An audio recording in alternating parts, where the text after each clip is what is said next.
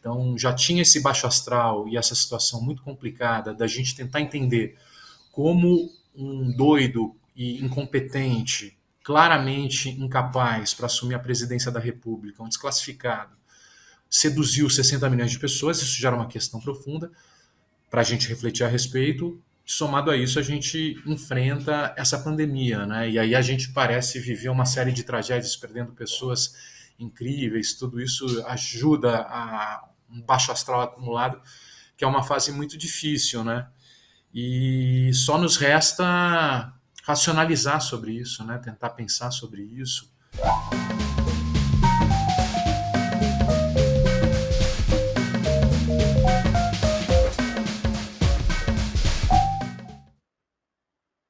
Olá a todas e a todos, está começando agora mais um Brasil de Fato Entrevista e hoje conversamos com o Bruno Paes Manso, jornalista e pesquisador do Núcleo de Estudos da Violência da USP, o NEV. Tudo bom, Bruno? Como vai? Tudo bem, Zé? É um prazer estar contigo, com todo mundo aí que está assistindo. Bruno Paes Manso é economista e jornalista. Passou por redações de grandes jornais do país até ingressar como pesquisador no Núcleo de Estudos da Violência da USP, o NEV. É autor de diversos livros sobre segurança pública no Brasil, entre eles A República das Milícias, dos Esquadrões da Morte à Era Bolsonaro, finalista do Prêmio Jabuti deste ano. Valeu, Bruno. Obrigado aí por topar aí um tempinho com a gente. Queria começar te parabenizando por estar na lista dos finalistas do Jabuti, com República das Milícias, um baita livro e uma baita honra, né?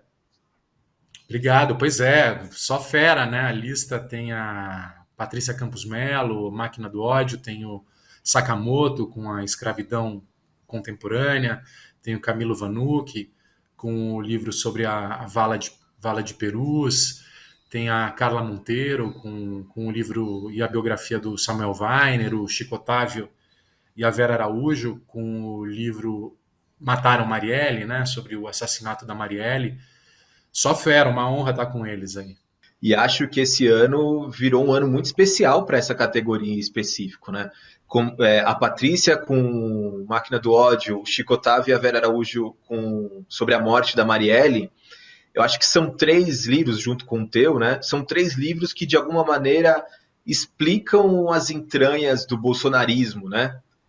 Como é que você tem visto hoje essa produção sobre as entranhas do bolsonarismo?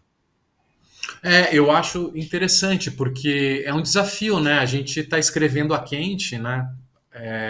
Então sempre tem essa pegada do jornalista mesmo, né? Que está prestando atenção nas coisas que estão acontecendo.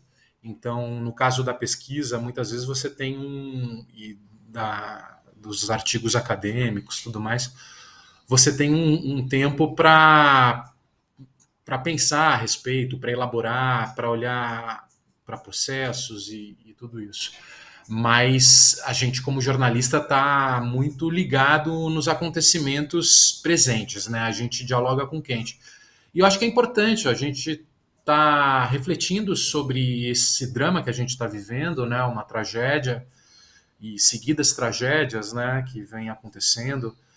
Houve a pandemia, que era algo inesperado e inédito, realmente isso foi um ocaso, mas vem junto desse baixo astral que a gente já passou a viver a partir de 2019, ao escolher um maluco um maluco que defende e sempre ao longo dos 20 anos de carreira como deputado fazia apologia à violência paramilitar, defendia assassinatos e sempre pisou fora da caixinha, né?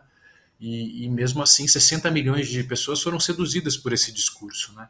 Então já tinha esse baixo astral e essa situação muito complicada da gente tentar entender como um doido e incompetente, claramente incapaz para assumir a presidência da República, um desclassificado, seduziu 60 milhões de pessoas. Isso já era uma questão profunda para a gente refletir a respeito. Somado a isso, a gente enfrenta essa pandemia, né? E aí a gente parece viver uma série de tragédias, perdendo pessoas incríveis. Tudo isso ajuda a um baixo astral acumulado, que é uma fase muito difícil, né? E só nos resta racionalizar sobre isso, né? Tentar pensar sobre isso, refletir sobre isso, escrever sobre isso, investigar a gente mesmo, né, sobre como é que a gente chegou até aqui, é a única saída que nos resta nesse momento, né? É um período da história e é importante que ele seja contado e recontado, né, no quente e depois o que a gente vai fazer com isso, né, como é que a gente vai carregar isso adiante. Falando sobre teu livro, sobre a República das Milícias, as milícias elas chegam no Brasil nesse vácuo de poder, né, a criação dos esquadrões da morte. O quanto elas se sofisticaram ao longo do tempo, Bruno, desde o início lá em Rio das Pedras? Não, é um processo de sofisticação permanente, né? É um acúmulo de capital político e econômico que vai acontecendo ao longo do tempo. É um fenômeno típico das cidades, né? No caso das milícias, muito próprio do Rio de Janeiro, né? De acordo e é um modelo de negócio criminal que está muito vinculado à história do crime no Rio de Janeiro. Então, primeiro, em relação, me parece que dois aspectos aí são importantes nessa compreensão da formação das milícias. Um deles, a histórica relação da polícia do Rio de Janeiro com a contravenção e com o crime, né? Eu não sei se os espectadores aí já assistiram ou já tiveram a oportunidade de ouvir, mas eu fiz um podcast também sobre o livro, né, sobre a República das Milícias, e a gente entrevistou o Luarlindo, que é um jornalista incrível, que tem mais de 50 anos de profissão, hoje ele atua no jornal O Dia, mais de 70 anos, e que trabalhou na última hora quando o Rio de Janeiro iniciava a viver os problemas dos esquadrões da morte nos anos 50. E o pai do Luarlindo tinha trabalhado com o Jogo do Bicho. E o Luarlindo conta no podcast, é interessante que uma vez a agenda do pai dele foi apreendida pela polícia, né? E entre os nomes que recebiam propina do bicho na agenda do pai dele estava o nome do Gregório Fortunato, que era o segurança, o principal homem da segurança do Getúlio Vargas, né, nos anos 40. Então vem desde lá essa relação com a contravenção. Depois o próprio Juscelino Kubitschek, quando o Amaury Cruel, um general do Exército, era chefe de segurança do Rio de Janeiro, montou um esquadrão da morte. Em 59, o filho do Amaury Cruel foi alvo de uma CPI na Assembleia Legislativa do Rio por conexão com o Jogo do Bicho, né? Então, o general que faz um grupo de extermínio para matar bandido e limpar a cidade dos ladrões, dos suspeitos, né, como ele pregava, na época tem um filho que estava envolvido já com a contravenção, né? Só que, de alguma forma, o Jogo do Bicho era visto como um mal menor, né? Isso se acentua a partir dos anos 80, quando o tráfico de drogas começa a chegar em maior quantidade no Rio de Janeiro, a partir da exportação dos cartéis colombianos para a Europa. O Rio de Janeiro e São Paulo passa a ser um local de passagem. O varejo da droga no Rio de Janeiro passa a ser feito a partir do controle territorial armado, né? Para você vender a droga no varejo, os traficantes passam a controlar os territórios, e isso se acentua a partir dos anos 90, quando os fuzis começam a chegar no Rio. Ao longo dos anos 90 você tem o uso intensivo da força, né? E o armamento pesado, né? Que a partir das conexões que são feitas nas fronteiras, junto com a droga, vem a arma. E os traficantes do Rio passam a investir nos armamentos pesados, até em decorrência da importância de controle territorial que eles exerciam para a venda varejista da droga, e passa a haver uma corrida armamentista nos morros. E os fuzis passam a ser um símbolo de poder político na cidade, né? No estado. E o controle territorial é, inclusive, muito importante para a ampliação do mercado, e passa a haver disputas entre facções rivais, Comando Vermelho, Terceiro Comando, depois Terceiro Comando Puro, Amigo dos Amigos, em disputas dentro do perímetro urbano do Rio, deixando a população apavorada, né? Mesmo porque balas de fuzil você não consegue nem esconder atrás da parede ou da porta do carro, porque ela atravessa, né? Com aqueles tiros coloridos durante a noite, assim, uma situação de pânico total. É nesse contexto de medo e de pânico que as milícias, que vinham dos grupos de extermínio, dos esquadrões da morte, em conexão com a contravenção, os batalhões de polícia e as delegacias, e alguns delegados, que moravam nos territórios, principalmente na zona oeste do Rio, em Rio das Pedras, Campo Grande, Santa Cruz e no entorno, passam a controlar os territórios dessas regiões, dizendo que dessa forma eles iam evitar a expansão do tráfico de drogas para os seus bairros. Então eles passam a exercer esse domínio alegando que faziam um trabalho de autodefesa comunitária que inclusive era tolerado pelas autoridades da época, né? Que viam isso como uma espécie de defesa da expansão do tráfico de drogas. Então você trabalhando com essa questão do medo, todo mundo apavorado, eles começam a controlar os territórios de forma armada, mas também com esse argumento que estavam levando segurança para os locais. Só que a partir daí eles começam... No teu livro, inclusive, você cita, alegavam matar em nome dos fracos, mas acabavam matando em nome dos próprios interesses, né? Exatamente. Talvez muito do que a gente vê ainda hoje, inclusive em algumas esferas de poder. Pois é, porque quando a população delega para a polícia o carta branca para matar quem eles acham que são suspeitos ou quem eles alegam que são suspeitos, o passo seguinte é eles passam a matar para ficar rico e ganhar vantagem na cena criminal e ser a quadrilha mais forte do crime no seu estado. Isso que se tornou os Esquadrões da Morte, eles passaram a atuar no contrabando, passaram a atuar no jogo do bicho, porque essa carta branca para matar te dá uma vantagem comparativa no crime. E eles passam a matar em defesa dos próprios interesses, né? É isso que acontece. E no caso das milícias foi o que aconteceu. A partir do momento que eles passaram a controlar os territórios, também começaram a extorquir comerciantes, extorquir moradores, cobrando taxas de segurança, gás, vendendo gás a preço mais alto que o mercado, proibindo as pessoas de comprarem gás do lado de fora. O gás já está alto, você imagina o gás da milícia, né? Vender internet, destruindo as antenas de empresas formais para criar suas próprias redes, suas próprias antenas, GatoNet, água, luz, invadiam terrenos protegidos ambientalmente para lotear e construir condomínios, construíam prédios que depois desabavam por causa da insegurança. Foi o caso daquele prédio de mais de 8 andares em Muzema, que matou mais de 20 pessoas, sob a liderança do capitão Adriano Magalhães da Nóbrega, que era amigo da família Bolsonaro e que precisou fugir para não ser preso por causa daquele desabamento e daquela máfia de construção de edifícios que ele tinha feito em Muzema. E aí se tornam a maior facção criminosa do Rio, né? Controlando mais de 50% do território do Rio de Janeiro. Então é um processo que acontece muito rápido e sob as vistas tolerantes das autoridades, né?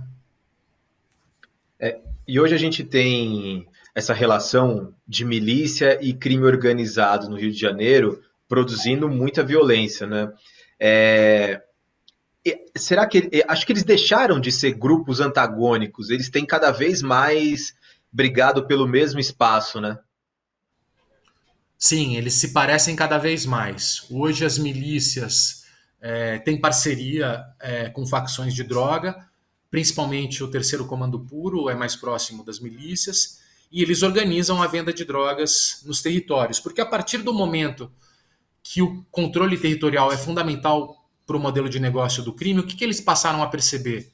Que quanto mais receitas criminosas eles extraírem desses territórios, melhor para eles. Então as milícias que antes vendiam cigarro clandestino, vans, imóveis, terrenos, água, tudo mais, passaram a organizar a venda de drogas, que é uma fonte a mais de receitas que eles adquiriam. Da mesma forma, o tráfico de drogas. Em vez de só vender drogas, vamos vender também internet, vamos impor o gás para a população, vamos cobrar taxas. E assim os negócios passaram a cada vez ser mais parecidos, né? A fonte e o modelo de lucro desses negócios é o controle territorial armado para, a partir desse controle, você extrair o máximo de receitas criminosas desses espaços. Você ainda tem medo de como o teu trabalho é encarado pelo crime organizado? Se pode haver alguma retaliação? Enfim, você já teve que lidar com isso em algum momento? Não, eu acho que sempre eu tento ter muito cuidado, né? E claro que eu evito ao máximo me expor a riscos desnecessários, né? Eu sempre chego apresentado por pessoas de confiança. O meu objetivo não é denunciar ninguém, ou prender ninguém, ou atrapalhar a vida de ninguém. É tentar compreender o que eles pensam para, a partir dessa racionalização do problema, a gente tentar melhorar a situação e melhorar a realidade e fragilizar esses grupos, né? Mas não é algo pessoal ou individual. Então, eu não busco ameaçar essas pessoas individualmente, elas que estão me passando informações e me dando a entrevista. Aliás, eu fico muito agradecido sempre, porque são informações muito delicadas. E a partir do momento que a gente estabelece essa relação de confiança, eu acho que é por um interesse público maior e eu deixo isso claro para as pessoas, né? Olha, a gente está tentando entender isso, não quero te prejudicar pessoalmente, mas a gente quer entender um pouco o que você pensa, como é que o crime se desenvolve. E dessa forma, até hoje, eu fui compreendido, né? Eu acho que nunca ninguém se sentiu traído pela entrevista ou pelo contato que a gente teve, né? Pelo menos isso nunca chegou a mim. É diferente de um repórter investigativo, por exemplo, que foi o caso que aconteceu com o Tim Lopes, foi o caso que aconteceu com o grupo de reportagem do Dia, que eles estavam fazendo uma investigação para denunciar um problema que aconteceu nesses territórios. No caso do Tim Lopes, primeiro foi venda de drogas nas ruas da região do Complexo do Alemão, e depois ele estava investigando um baile funk que tinha uma série de problemas que ele queria mostrar e estava com câmeras escondidas e foi descoberto nesse momento. No caso dos repórteres do Dia, eles foram para a favela do Batã investigar uma milícia e a ação das milícias e foram descobertos, né? É um tipo de reportagem diferente, é um tipo de reportagem de denúncia, né? Que pode, inclusive, incriminar as pessoas que estão sendo denunciadas. O meu tipo de reportagem tem uma abordagem mais antropológica, né? Mais etnográfica, tentando entender como é que pensa e o que pensa aquelas pessoas, como é que a gente chegou até aquele lugar. Tem um lado também meio de olhar para a gente mesmo e olha, quais são os nossos olhos, o que a gente está errando, por que a gente está produzindo isso, né? Como é que a gente está produzindo isso. Então, dessa forma, eu fico mais resguardado, né? Vamos dizer assim, e não tenho problemas tão graves como repórteres investigativos que meio que fazem um pouco o papel da polícia, né? O bolsonarismo, Bruno, ganhou uma base de apoio gigantesca entre policiais. Recentemente, esse apoio ficou mais nítido, inclusive com punições a militares que fizeram movimentos políticos, principalmente no 7 de setembro, né, dentro das corporações. Mas esse apoio, como você explica no livro, ele não é nada recente, né? Então, ele já vem, ele já tem uma base, né? Já vem. Lá no caso do Rio de Janeiro, você já tinha uma ligação antiga das Forças Armadas, da polícia, com a contravenção, como eu vinha dizendo. E com a ideia de uma guerra suja que ganha muita força durante o final dos anos 60 e começo dos anos 70, na guerra e no combate às guerrilhas urbanas durante a ditadura militar, né? Muitos desses policiais que tinham ligação com a contravenção passam a integrar o DOI-CODE. E quando retoma a democracia e começa o processo de abertura durante o período democrático, com as eleições para governadores, esses militares, que muitos deles trabalhavam no Serviço Nacional de Informação, como o caso do Fred Perdigão, que depois seria acusado de planejar a bomba do Rio Centro, vai trabalhar com o jogo do bicho. O Fred Perdigão vai trabalhar com o Capitão Guimarães, que é outro oficial das Forças Armadas, que vai organizar o jogo do bicho no Rio de Janeiro, né? E, ao mesmo tempo, quando a guerrilha urbana é desestruturada e se volta ao regime democrático, essa guerra suja continua sendo travada de outras formas contra um novo inimigo, que é o bandido, e depois o traficante, né? Então, essa sociedade entre a polícia e a contravenção continua fazendo sentido, né? Porque essa guerra suja contra o crime, contra aqueles que são pintados como o grande inimigo social, e que apavora muita gente, porque vende drogas e a droga, de alguma forma, tem um símbolo muito importante para amedrontar as pessoas, porque de alguma maneira ela representa a loucura, o descontrole, o caos, né? E isso gera muito medo em todo mundo. Essa guerra contra a droga, essa guerra contra o traficante, passa a ser feita de forma violenta e de forma ilegal, e muitas vezes em sociedade com a contravenção, né? Então, essa visão ou essa crença que as pessoas têm, que essa violência armada ou essa guerra, mesmo que ilegal e suja, vai ser uma solução e não um problema, vem causando uma série de efeitos colaterais e problemas para o Brasil, né?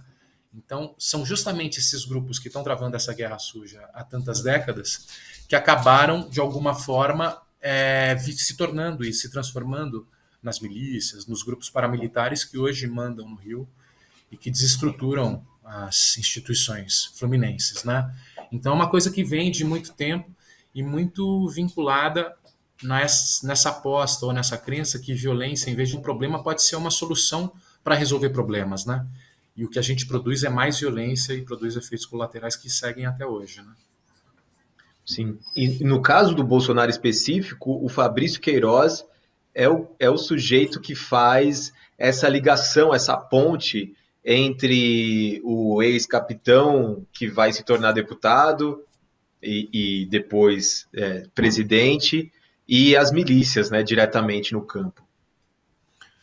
O Fabrício, ele era um policial militar, um sargento do 18º Batalhão de Jacarepaguá, da região de Jacarepaguá, que é justamente o batalhão no entorno do qual as milícias vão se espalhar, né? Porque Rio das Pedras fica encravado na área do 18º Batalhão e é justamente os bairros vizinhos que vão replicar e reproduzir esse modelo de Rio das Pedras a partir dos anos 2000, na época que o Fabrício Queiroz trabalhava lá no 18º Batalhão.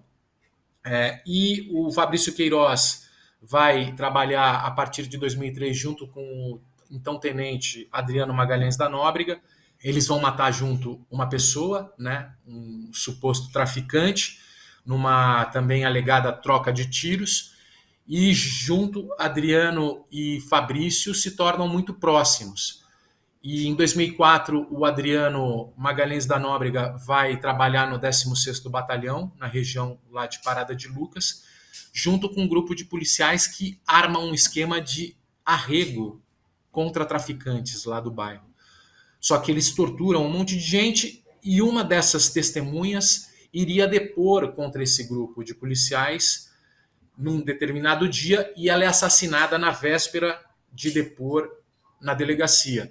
E a partir daí o Adriano e o grupo de policiais que fazia esse tipo de trabalho são presos, né? Eles são presos e acusados de homicídio e de extorsão e de formação de quadrilha e tudo mais.